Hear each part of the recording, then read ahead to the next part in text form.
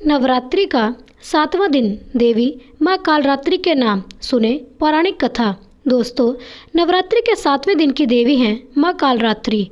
देवी कालरात्रि माँ दुर्गा का सप्तम रूप है। माता अत्यंत दयालु कृपालु हैं। यह देवी सर्वत्र विजय दिलाने वाली हैं। मन एवं मस्तिष्क के समस्त विकारों को दूर करने वाली हैं। यह माँ दुर्गा की 7वीं शक्ति तथा कालरात्रि के नाम से जानी जाती हैं, अर्थात जिनके शरीर का रंग घने अंधकार की तरह एकदम काला है। नाम से ही जाहिर है कि इनका रूप भयानक है। सिर के बाल बिखरे हुए हैं और गले में विद्युत की तरह चमकने वाली माला है। अंधकारमय स्थितियों का विनाश करने वाली है शक्ति कालरात्रि। काल से भी रक्षा करने वाली है यह शक्ति।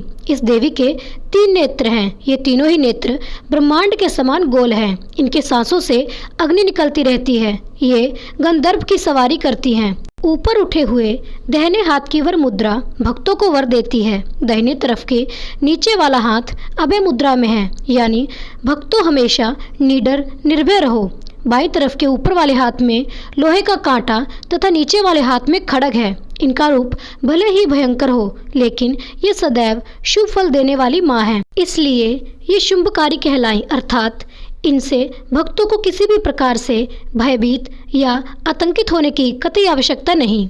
उनके साक्षात्कार से भक्त पुण्य का भागी बनता है। कालरात्रि की उपासना करने से ब्रह्मांड की सारी सिद्धियों के दरवाजे खुलने लगते हैं और तमाम असुरी शक्ति उनके नाम के उच्चारण से ही भयभीत होकर दूर भागने लगती हैं। इसलिए दानव, दैत्य, राक्षस और भूत प्रेत उनके स्मरण से ही भाग जाते हैं। यह ग्रह बाधाओं को भी दूर करती हैं और अग्नि, जल, जंतु, शत्रु और रात्रि का भय दूर हो जाते हैं। इनकी कृपा से भक्त हर तरह के भय से मुक्त हो जाता है।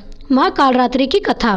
पौराणिक कथा के अनुसार एक बार शुंभ, निशुंभ और रक्तबीज नाम के राक्षसों ने तीनों लोकों में आतंक मचा रखा था। इन राक्षसों की हाहाकार से परेशान होकर सभी देवतागण शिवजी के पास गए और उनसे इस समस्या से बचने का कोई उपाय मांगने लगे। तब भगवान शिव ने माता पार्वती से इन राक्षसों का वध करने के लिए कहा। तब माता पार्वती ने दुर्गा का रूप धारण कर शुंभ निशुंभ का वध कर दिया।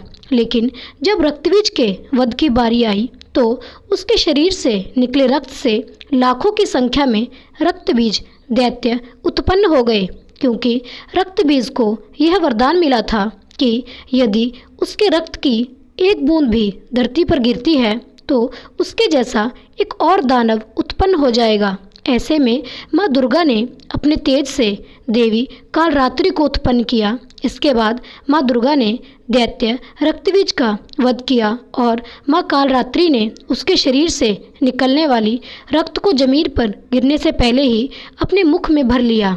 इस तरह रक्तबीज का अंत हुआ। तो दोस्तों, प्रेम से बोलिए माँ कालरात्रि की जय। माता की कथा अच्छी लगी हो तो लाइक, सब्सक्राइब और शेयर करना मत भूलें मेरे चैनल को। आपका बहुत धन्यवाद होगा। मिलते हैं माता रानी की अगली कथा के साथ। तब तक के लिए सभी दोस्तों को जय माता दी।